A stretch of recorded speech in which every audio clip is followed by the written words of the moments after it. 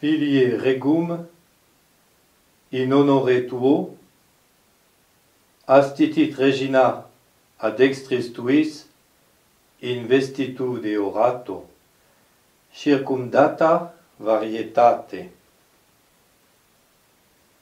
Les filles des rois forment votre cour d'honneur, la reine elle-même se tient à votre droite, couverte d'une robe brodée d'or, où brille la plus riche variété. Au nom du Père, et du Fils, et du Saint-Esprit, ainsi soit-il. Nous fêtons donc aujourd'hui Sainte Anne, qui prime sur le 9e dimanche après la Pentecôte, dont nous avons fait mémoire dans l'oraison, et dont nous chanterons le dernier évangile à la fin de cette cérémonie. Quelle est la grandeur de Sainte Anne, ou plus exactement, la grandeur qui nous en est connue? Anna, en hébreu, veut dire grâce. Elle a reçu l'immense grâce, l'immense faveur d'être la mère de la Vierge qui devait enfanter le Sauveur annoncé à nos premiers parents comme Rédempteur. Toute sa grandeur donc est d'avoir eu la très sainte Vierge Marie pour fille et par elle le Sauveur pour petit-fils. Le Sauveur qui n'est autre que la deuxième personne de la très sainte Trinité, le Verbe de Dieu, qui s'est abaissé jusqu'à se faire homme et a habité parmi nous. Voilà donc toute la grandeur de Sainte Anne, qu'a priori toutes les femmes pourraient envier. Et pourtant, la vie de Sainte Anne, ici-bas, a-t-elle été aussi heureuse qu'il ne pourrait y paraître? Car cette grâce d'enfanter la très sainte Vierge Marie ne lui a été accordée qu'à la toute fin de son transit ici-bas, de sa vie terrestre. Jusque-là, non seulement elle n'avait pas enfanté la très sainte Vierge Marie, mais elle n'avait enfanté aucun enfant. Elle était extérieurement frappée de stérilité. Cela faisait 21 ans que Saint Joachim et Sainte Anne étaient mariés. Cela faisait 21 ans qu'ils désiraient avoir des enfants. Cela faisait 21 ans qu'ils suppliaient le ciel de leur en accorder enfin un ou une. Et jusque-là, ils n'avaient point été exaucés. Sur le plan humain, ils n'étaient pas sans honneur, puisqu'ils descendaient l'un et l'autre de la famille royale de David. Ils n'étaient pas non plus sans une certaine fortune, une certaine aisance, puisqu'ils avaient des propriétés et des troupeaux, et cela leur permettait de vivre avec une certaine aisance.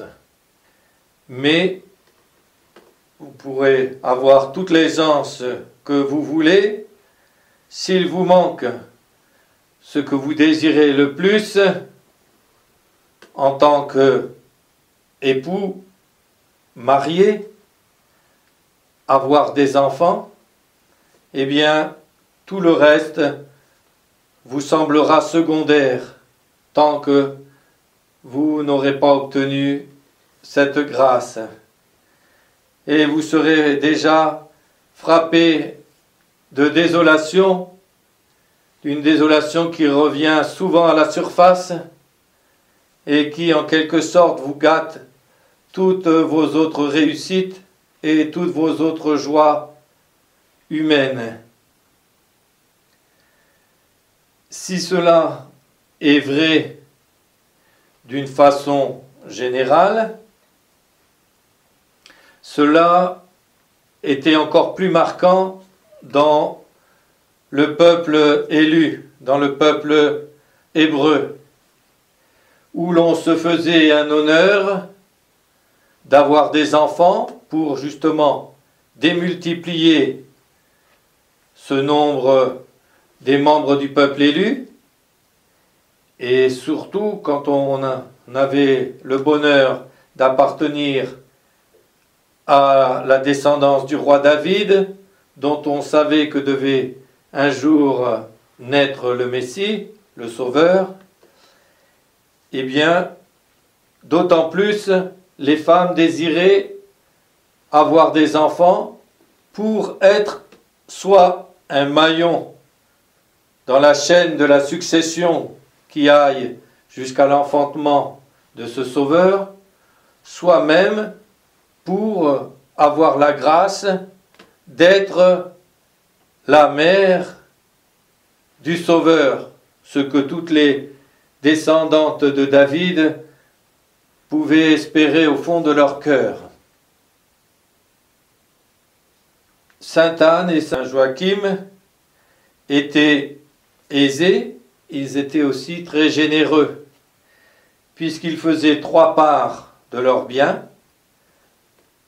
Ils accordaient 1/3 de leurs biens pour le temple, le service des sacrifices des prêtres et autres au temple. C'était donc pas la dîme, 1/10 des biens, mais 1/3 des biens qu'ils offraient spontanément. Un 2e tiers dont ils se servaient pour soulager la misère autour d'eux, pour venir en aide et aider leurs prochains. Et ils vivaient du 3e tiers. Et malgré cela, ils avaient toujours cette peine, au fond d'eux-mêmes, de n'avoir pas eu jusqu'ici la grâce et le bonheur d'avoir des enfants. Alors que Saint Joachim était en train de faire une de ses nombreuses et multiples offrandes au temple, offrant un agneau, offrant de l'encens, il fut repoussé avec mépris par un prêtre qui lui dit en substance: « À quoi servent tous vos dons ?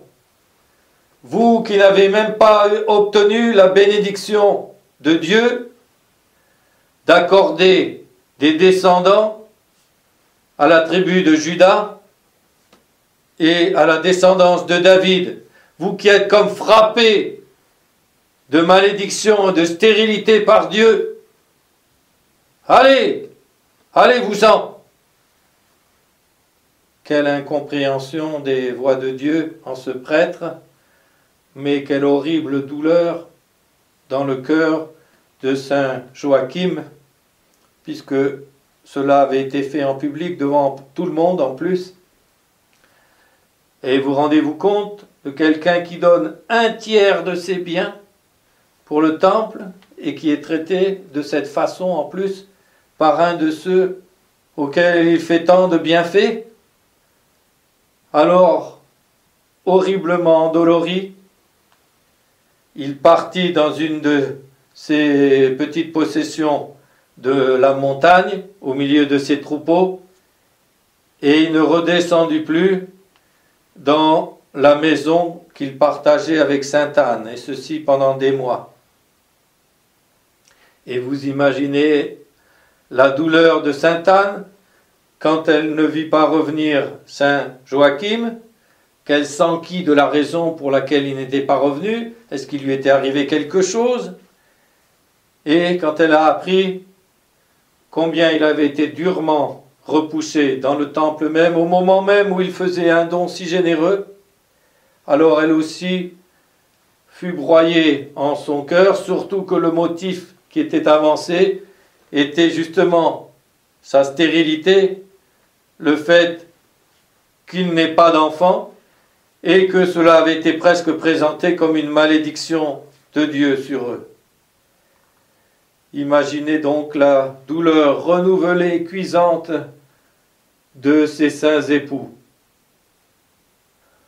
On en a un autre exemple et on peut deviner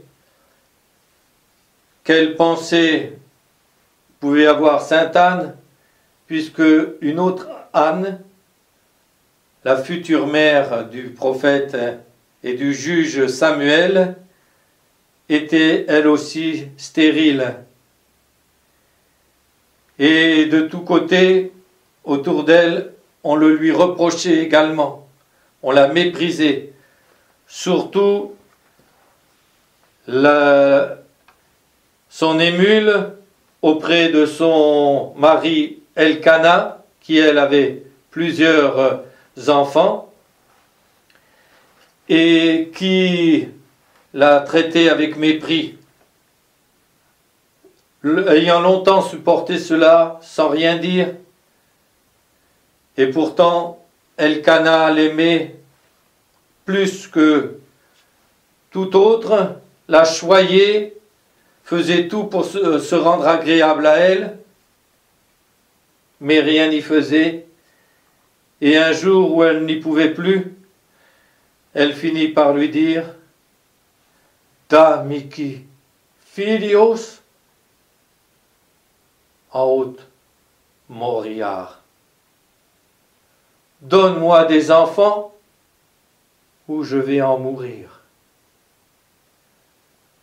Imaginez l'étonnement, ou plus exactement la douleur d'Elkana, qui lui avait par ailleurs déjà des enfants,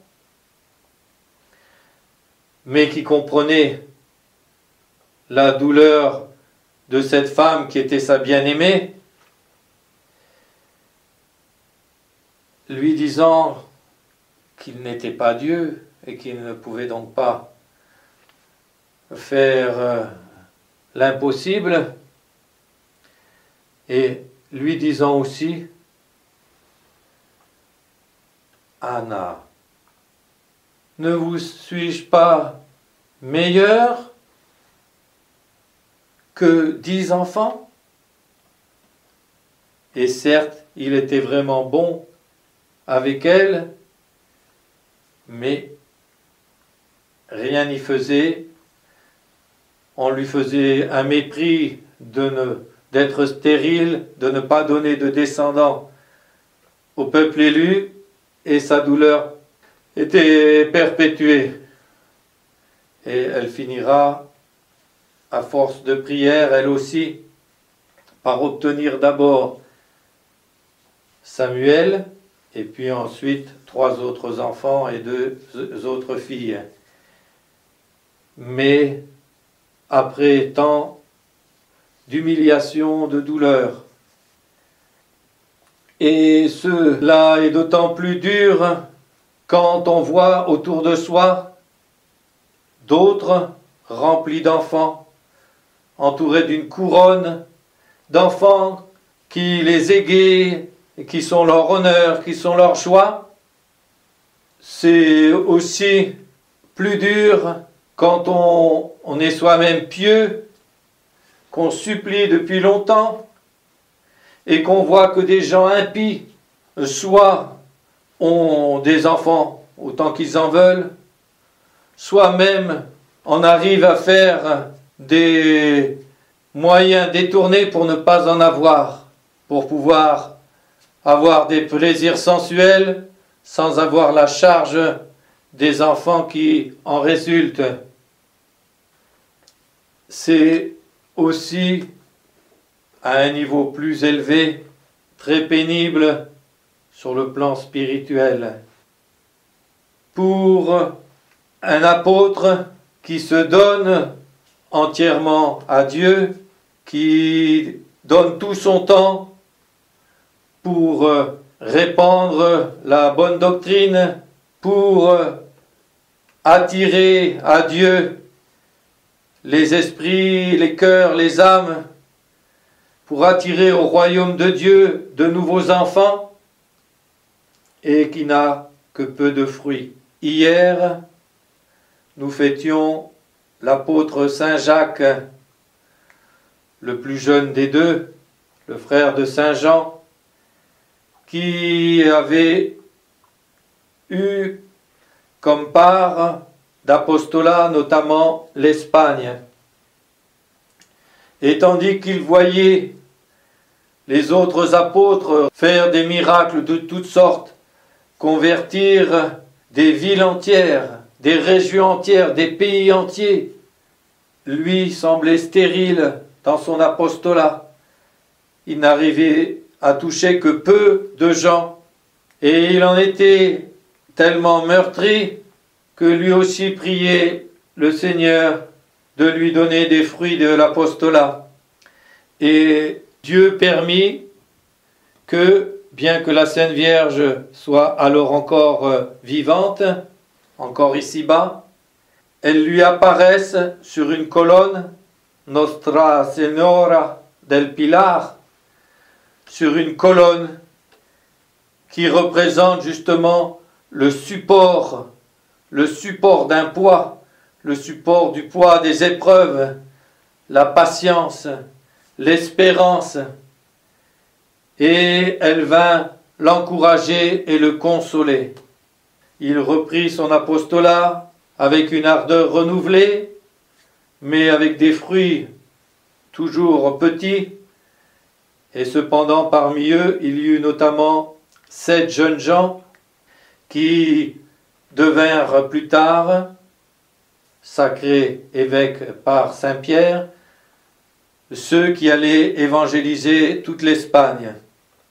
Et tandis que, rentré à Jérusalem, il fut le premier apôtre à donner son sang et à être martyrisé, son corps fut rapporté ensuite en Espagne, à Saint-Jacques de Compostelle, et là, il a du fruit encore.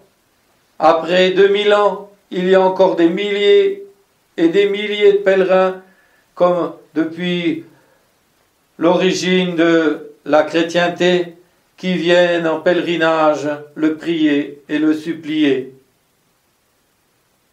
Autre épreuve, comparable aussi, c'est celle de la vie de Tobie, que l'on trouve dans le livre de Tobie, dans l'Ancien Testament, qui lui aussi était dans une situation difficile puisqu'il faisait partie des Juifs déportés à Babylone, et tandis que la plupart des autres au milieu des païens vivaient comme des païens, lui gardait la loi, les prescriptions liturgiques, et il essayait d'entraîner les siens, son entourage, son prochain, à y demeurer eux aussi fidèles. Et il avait une bonne influence sur tous, et tandis qu'ils étaient persécutés et que souvent ils étaient agressés dans les rues et laissés pour morts, il allait les ensevelir, et une fois où il avait rempli cette tâche en plein midi, en plein soleil, parce que c'était l'heure des repas, et c'était le moment où c'était le moins dangereux pour aller chercher le cadavre pendant que tout le monde mangeait. Il avait déjà risqué d'être condamné à mort à cause de cela, mais il prenait le risque quand même. Eh bien, le soir, après l'avoir caché dans le jardin, à la tombée de la nuit, il avait enterré le corps, et fatigué, il s'était reposé dehors, et de la fiente d'oiseaux lui était tombée sur les yeux, et l'avait rendu aveugle. Imaginez là encore, quelqu'un rempli de piété, se dévouant pour son prochain, ayant relativement peu de fruits aussi à cause des difficultés des temps, mais une bonne influence quand même, et qui, au lieu de recevoir d'immédiates récompenses et bénédictions, tombe dans cette épreuve terrible de la cécité. Et voilà donc encore une rude épreuve. Autre rude épreuve, voici quelqu'un rempli de fruits, de richesses, d'enfants ou de fils spirituels dans l'apostolat. Et puis, tout d'un coup, par un retournement de circonstances, tout son labeur est réduit à rien, soit par une persécution, soit parce que tout un groupe de fidèles jusque-là tombe dans le schisme ou dans l'hérésie, ne persévère pas dans la vérité, et voilà que, alors qu'il était rempli de grâce et de bénédictions et de fruits, tout son labeur semble réduit à néant d'un coup. On en a la figure avec la terrible épreuve qui a frappé le saint homme Job également dans l'Ancien Testament. Alors nous aussi, surtout dans la période si difficile de la crise apocalyptique dans laquelle nous vivons, nous pouvons être portés dans nos prières à supplier Dieu et en quelque sorte à lui dire, comme Anne, la mère de Samuel, à Elkana, qui est là la figure de Dieu, Da Miki Filios Aot Mauriar. Mon Dieu, donnez-moi des enfants, donnez-moi du fruit spirituel, ou bien je vais en mourir de douleur. Et notre Seigneur peut et nous répond par la bouche d'Elkana qui le figure et qui était inspiré là par le Saint-Esprit. Ne vous suis-je pas meilleur que 10, que 1000 enfants, que 1000 fruits dans l'apostolat? Et nous serions nous aussi tentés de dire oui, bien sûr, mais l'un n'empêche pas forcément l'autre. Et même si nous avons ce principal, que nous désirerions aussi avoir ce fruit pour vous l'offrir, pour ne plus être comme, au moins en apparence, frappé de stérilité.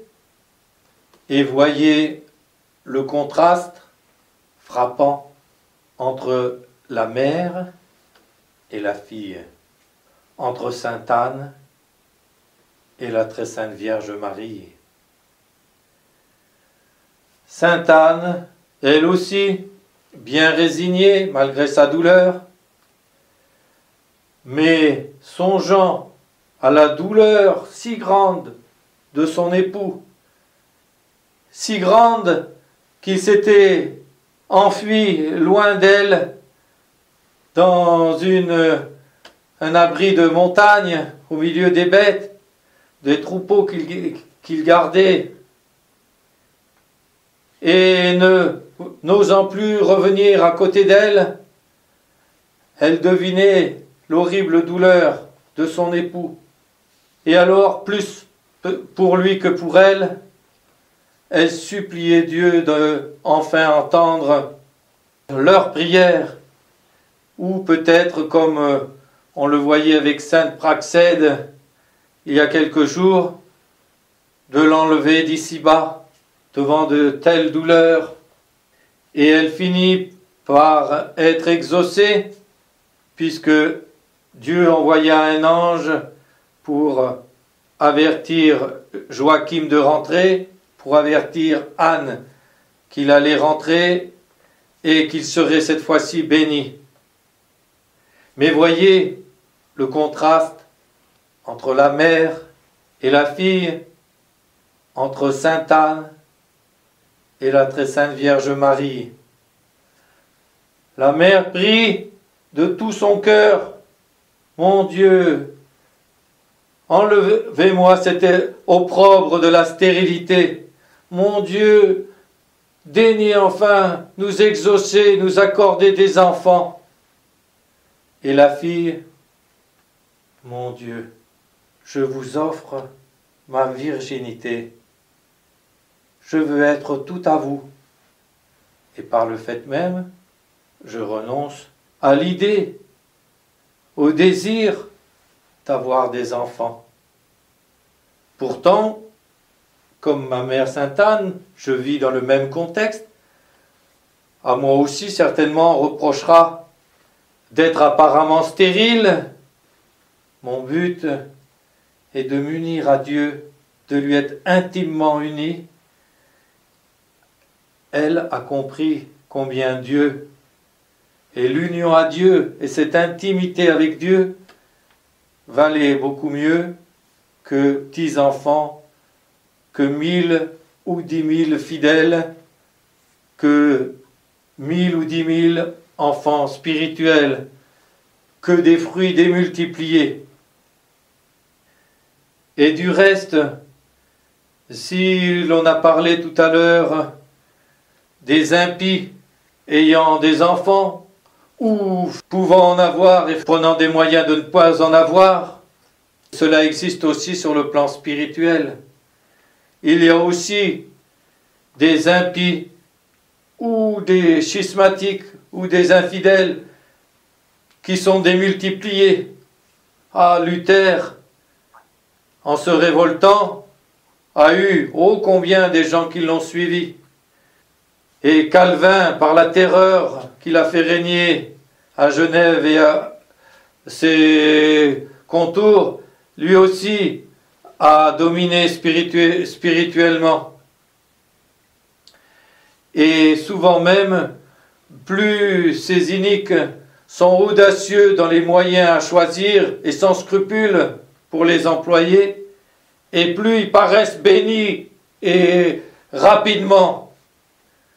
Voyez par exemple Palmar de Troya, où après de pseudo-apparitions, ayant réussi à se faire sacrer, certainement moyennant finance, par un évêque authentique à l'époque, Monseigneur Tuc, et qui par contre après va déjà s'était démultiplié à sacrer et resacrer et re-resacrer toutes sortes de gens qui venaient le trouver et certainement lui offrir de l'argent, et des gens mariés, et des gens déjà sacrés et autres, ou n'étant pas sûrs de l'être et voulant l'être à nouveau. Eh bien voilà que cet audacieux Clémente s'est fait sacrer, et après il a multiplié les ordinations et les sacres, valides ou pas valides. On peut se poser la question franchement, mais au moins extérieurement, pour le commun des gens, il y avait là apparemment des sacrements, il y avait apparemment des cérémonies, des belles cérémonies, et donc ça affluait, et les dons, et les gens, et etc. Et voilà quelqu'un qui est béni, et voilà quelqu'un qui a donc les bénédictions de Dieu. Gott mit uns, disaient aussi les protestants devant leur multiplication et devant leur richesse temporelle.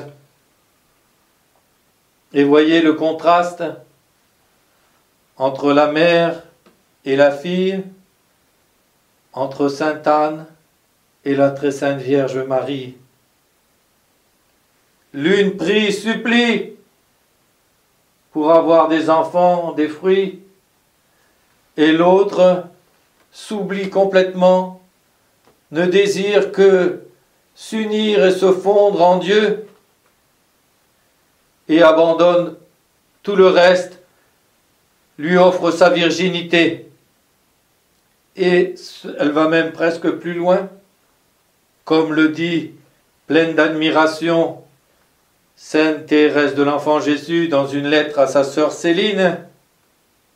Oh, quel prix Notre-Dame attachée à la Sainte Virginité, puisque au moment où l'ange lui annonce qu'elle va être la mère, et bientôt il va lui dire, lui préciser la mère du Sauveur et la mère de Dieu, elle hésite presque à accepter, en quelque sorte, dans la crainte de perdre sa virginité, dans la crainte que son vœu de virginité qu'elle sentait et qu'elle savait agréé par Dieu ne soit remis en question. Et si Dieu, après avoir agréé son vœu, lui avait demandé de faire autrement, elle aurait dit fiat aussi, elle aurait fait la volonté de Dieu. Mais très vite, l'ange Gabriel la rassure. Non seulement il lui annonce que cet enfant, ce sera le Sauveur, ce sera le grand roi attendu, mais qu'en plus, la vertu de Dieu viendrait sur elle, et que donc, elle ne perdrait pas sa virginité, qu'elle serait la Vierge devant concevoir et enfanter, qu'avait annoncé le prophète Isaïe au chapitre 7, et 2 chapitres plus loin, il précise que cet enfant qui est né pour nous, ce fils qui nous a été donné par le Père, sera appelé Dieu, fort, ange du grand conseil, Père du siècle futur, et donc notamment Dieu, que ça serait le Verbe de Dieu lui-même qui serait incarné. Quel fruit plus grand, quel fruit plus sublime une femme, une âme pouvait et pourrait avoir que le Verbe même de Dieu. La grâce des grâces, la grâce elle-même incarnée. Et voyez combien cet exemple a été suivi, car tous ceux qui, à la suite de la très sainte Vierge Marie, ont voué aussi leur virginité, ont abandonné donc la pensée et le désir de fonder une famille, d'avoir des enfants, des descendants, sur le plan temporel, eh bien, eux aussi ont eu des bénédictions, puisque, comme le dit l'Écriture, la stérile, c'est-à-dire celle qui n'enfante pas, a plus d'enfants que celle qui a enfanté. Et oui, regardez le nombre d'enfants d'une Sainte Thérèse d'Avila, qui à elle seule a fondé 22 monastères et qui inspire encore des fondations et des dons, et donc qui est la mère de toute une lignée de saintes religieuses. Regardez Saint Benoît, le patriarche de l'Occident. Non seulement il a fondé les bénédictins, mais de cette branche des bénédictins, il y a eu je ne sais combien d'ordres qui sont sortis de cette immense branche. Il est devenu un des plus grands patriarches que la terre ait jamais porté. Et ceci, c'est quant aux fruits visibles. Car dites-moi, à la mort de la petite Thérèse, Sainte Thérèse de l'Enfant Jésus, quels fruits apparents y avait-il dans cette pauvre vie? La sœur Tourière se demandait, car selon la coutume, quand une religieuse ou un religieux meurt, on faisait une petite notice qui résumait sa vie, ses vertus principales, et on l'envoyait aux autres monastères pour s'édifier mutuellement et aussi pour inciter tout le monde à prier pour le repos de l'âme et pour sa délivrance du purgatoire. Et la sœur Tourière qui se demandait, cette petite, elle était si simple, tout ça, elle n'a rien fait d'extraordinaire. Qu'est-ce qu'on pourrait bien mettre sur la circulaire? Et de fait, si le bon Dieu ne nous avait pas manifesté par les miracles et autres, par le fruit spirituel, par l'inspiration, et il faut bien le dire aussi, par la perspicacité de sa sœur Pauline, qui est devenue la mère Agnès de Jésus, responsable et supérieure donc du monastère de Lisieux, et qu'il est resté ensuite définitivement sur la demande expresse du pape Pie XI, qui a eu l'intuition de lui faire écrire son histoire, toute simple effectivement, qui correspond à l'évangile, mais quel fruit, quel fruit, quel fruit! Et visiblement, à sa mort, quasi rien. On aura d'immenses surprises au jour du jugement, et au ciel, de voir des âmes dont on n'a même pas entendu parler, parmi les plus grands saints qui nous ont été révélés.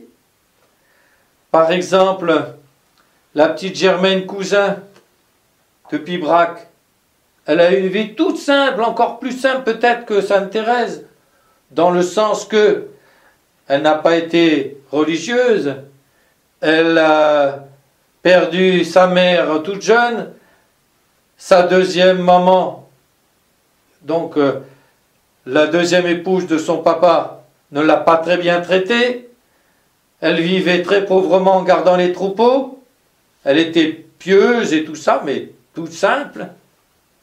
Puis elle est morte, bon ben voilà, c'était une petite fille pieuse, gentille, oui, dévouée. Il n'y a que quelques années après, puisqu'à l'époque ils enterraient, enfin selon les endroits, ils enterraient parfois sous les dalles dans l'église. On a voulu retirer une dalle pour remettre quelqu'un d'autre à la place. Ça devait être 40 ans après, je crois. Oh, on a retrouvé un corps intact. Ça saignait légèrement parce que, en voulant enlever, eh bien, on avait égratigné le corps. Wow, mais c'est une petite fille. Mais qui c'est donc ça? Ah, on a été interroger les anciens. Oh, ça c'est la petite Germaine. Ah oui, c'est vrai qu'elle était pieuse, etc. Bah, puis elle a fini par être canonisée, mais elle aurait très bien pu rester sous sa dalle sans que personne le sache, ou le bon Dieu aurait pu aussi permettre que son corps se décompose, et on n'aurait pas su le secret de cette grande et belle âme. Voilà donc quelle consolation nous devons avoir si nous-mêmes avons à passer par des épreuves semblables à celles de Sainte Anne et de Saint Joachim. Et par ailleurs, il faut aussi accepter et l'état et les dons et la place que Dieu a choisi pour nous. C'est lui qui nous a formés, c'est lui qui nous a créés, c'est lui qui nous a donné toutes les qualités que nous avons. Tout le monde ne doit pas être une tulipe ou une rose, mais aussi des violettes, des perce-neige. C'est ça qui fait la beauté des parterres. C'est ça qui fait la beauté de la nature. Tout le monde ne doit pas être un grand chêne, mais un autre élégant arbrisseau ou une simple plante. C'est ça qui fait la richesse, et en même temps, Dieu qui veut notre bien haute nous a donné des qualités hautes pour être à telle place et pour être à la place où nous serons dans ces qualités et dons reçus au maximum de bonheur qui correspondra à ce que nous sommes et à ce que nous avons reçu. Voilà toutes les pensées que nous devons avoir, et nous devons imiter. À la fois on peut imiter les prières de Sainte Anne, la mère de Samuel, de Sainte Anne, la mère de la très sainte Vierge Marie, pour obtenir les grâces et les désirs et tout cela que nous pouvons avoir, qui sont légitimes, mais plus parfaitement encore, imiter la très sainte Vierge Marie, s'oublier complètement et chercher surtout et principalement à s'unir à Dieu, à se fondre en Dieu, car c'est là notre bonheur. Ne vous suis-je pas meilleur que 10 enfants, que 1000 ou 10 000 fidèles ou descendants spirituels? Je suis le Tout-Puissant, je suis le bonheur même, je suis l'amour même, et tout le reste n'est rien. À côté, et tout le reste n'est grand, n'est bon, n'est désirable que en cet amour, en cette union à Dieu. Ainsi donc, la grandeur de Sainte Anne a été aussi d'accepter cette épreuve, de prier, de recevoir la très sainte Vierge Marie. La grandeur plus grande encore de Notre-Dame a été de s'abandonner. Et nous aussi, disons à Dieu, quel que soit ce qu'il attend de nous, quel que soit ce qu'il nous demande, quels que soient les fruits qu'il nous accorde ou qu'il ne nous accorde pas, on peut aussi aider ceux qui ont des fruits, ceux qui, par notre aide, pourront en produire encore plus. Ne nous inquiétons pas de la prospérité des impies, et dans les psaumes on voit plusieurs plaintes à ce sujet. Comment ça se fait que les impies progressent et ils sont bénis alors que nous sommes dans la douleur et dans la souffrance? Eh bien, à la fin, un des psaumes dit: regardons plus loin, regardons quelle va être leur fin, regardons comment ils vont finir, regardons ce qu'ils vont devenir dans l'éternité, car c'est là l'essentiel.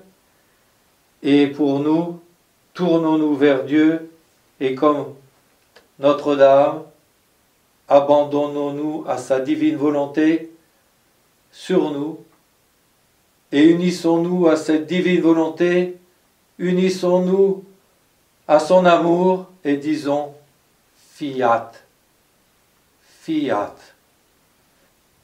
Au nom du Père, et du Fils, et du Saint-Esprit, ainsi soit-il.